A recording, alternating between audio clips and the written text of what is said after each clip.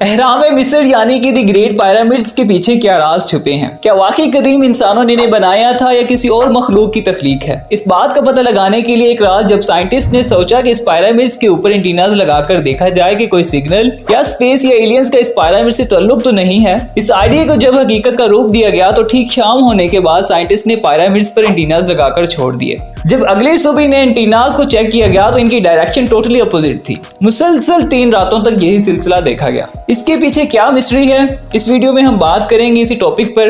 लेकिन वीडियो में आगे बढ़ने से पहले आपसे रिक्वेस्ट है कि हमारे चैनल को सब्सक्राइब और वीडियो को लाइक कर दें। आपका एक क्लिक हमारे लिए बहुत फायदेमंद साबित होता है।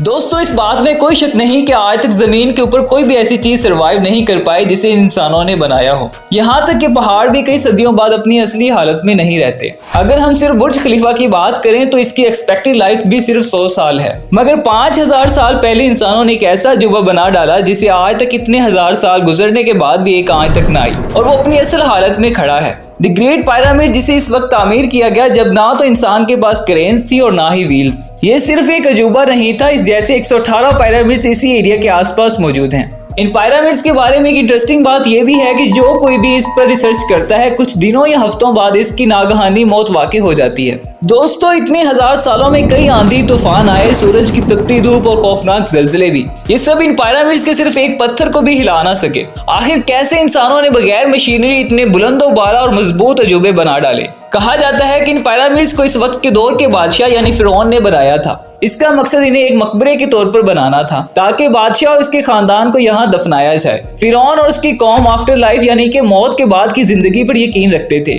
इसलिए जब भी कोई नई मम्मी डिस्कवर की जाती तो मरे हुए शख्स के साथ इसकी चीजें और जेवरात भी मिलते हैं। इनका मानना था कि मरने के बाद जिंदगी खत्म नहीं होती, बल्कि मौत के बाद वो खुदा के सामने पेश होंगे और इन्हें एक नई जिंदगी दी जाएगी जिसके बाद इन्हें कभी मौत नहीं आएगी। कुछ लोगों का मानना है कि इस ग्रेट पिरामिड के अंदर जब साइंटिस्ट गए तो इन्हें सिर्फ ताबूत मिला।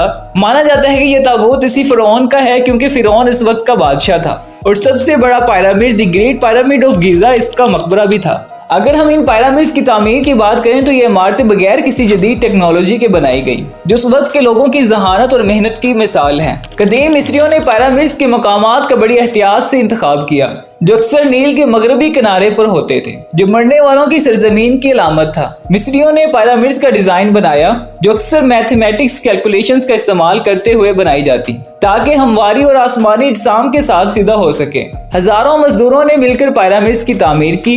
ये लोग आमतौर पर किसान और मजदूर होते थे जो शाही कामों के लिए मुख्तस किए जाते थे। बड़े चूने के पत्थर और ग्रेनाइट के ब्लॉक्स करीबी मुकामात से निकाले जाते। चूने का पत्थर आमतौर पर बुनियादी ढांचे के लिए इस्तेमाल होता, जबकि ग्रेनाइट अंदरूनी चैम्बर्स और गुजरगाहों के लिए इस्तेमाल होता। मजदूर इन ब्लॉक्स को स्लीज, रूलर और कश्तियां इस्तेमाल करते हुए मुंतकिल करते। ये माना जाता है कि वो रगड़ को कम करने के लिए पानी का इस्तेमाल भी करते थे। कुछ माहिरीन का ख्याल है कि मिस्रियों ने बड़ी बड़ी पत्थरों को लकड़ी की मदद से खींचकर इन जगह पर पहुंचाया। भारी पत्थरों को पिरामिड की आला सतहों तक पहुंचाने के लिए रैंप्स बनाए जाते। अहराम के अंदरूनी हिस्से में भी पूरी इसरार रेत पाई जाती है। यहाँ पर मुख्तलिफ खाने, सुरंगें और आसदार कमरे मौजूद हैं जिन्हें मुख्तलिफ मकासद के लिए इस्तेमाल किया जाता था। इन खुफिया कमरों और सुरंगों की बनावट और तरतीब आज भी माहिरीन को हैरान करती है। कुछ माहिरीन का ख्याल है कि यह फिरौन की आखिरी आरामगाह थे जो इनकी अजमत और ताकत का निशान थी, जबकि कुछ का कहना है कि यह मुख्तलिफ मजहबी और रूहानी मकासद के लिए इस्तेमाल होते थे। माहिरीन का ख्याल है कि कदीम मिस्रियों के पास कोई खुफिया इल्म या टेक्नोलॉजी थी जिसकी मदद से इन्होंने ये अजीम इमारतें बनाई। दोस्तों, साइंटिस्ट ने जब इस पिरामिड के पास इलेक्ट्रोड्स रखकर देखे तो हैरानकुन तौर पर इन पिरामिड से मैग्नेटिक वेव्स निकल रही थी। कहा जाता है कि ये पिरामिड्स एक पावर प्लांट थे जिससे बिजली जनरेट हो सकती थी। जो लोग इस बात को मानते हैं वो कहते हैं कि एंशिएंट इजिप्शियंस लोग बड़े ही टेक्नोलॉजिकली एडवांस थे, वो पहले से ही बिजली बनाना सीख चुके थे। पिरामिड्स के आसपास काफी हैरानकुन चीजें भी मिली। साइंटिस्ट को पिरामिड्स के पास ही जमीन के अंदर दुनिया का सबसे कदीम तरीन लिबास भी मिला जो तकरीबन 5000 साल पुराना है। ना सिर्फ ये बल्कि इन्हें मिस्र ही में पहला कैलेंडर भी मिला जो शमसी कैलेंडर पर मबनी था और 365 दिनों पर मुश्तमिल था। पिरामिड्स के पास कदीम तरीन इत्र यानी कि परफ्यूम पाया गया है जो तकरीबन 3000 साल पुराना है। कहा जाता है कि ये परफ्यूम फिरौन का हो सकता है। अहराम मिस्र की पुरस्रार रेत आज भी लोगों को हैरान करती है। ये अजीम तामीरात न सिर्फ अपनी बुलंदी और अजमत की वजह से बल्कि अपनी तारीख और तामीराती महारत की वजह से भी दिलचस्पी का बायस बनी हुई है। तो नाजरीन, ये थी हमारी आज की वीडियो। ये वीडियो आपको कैसी लगी कमेंट सेक्शन में हमें जरूर बताएं। और अगर आप इस तरह की इंटरेस्टिंग और इन्फॉर्मेटिव वीडियोस देखना चाहते हैं तो हमारे channel around the world by doctor Khan को सब्सक्राइब करें और साथ दिए गए बेल आइकन को भी प्रेस कर दें ताकि हर नई आने वाली वीडियो को नोटिफिकेशन सबसे पहले आपको मिल सके। So till then keep growing, keep learning. मिलते हैं अगली वीडियो में, तब तक बहुत सारी दुआओं के साथ। अल्लाह हाफिज।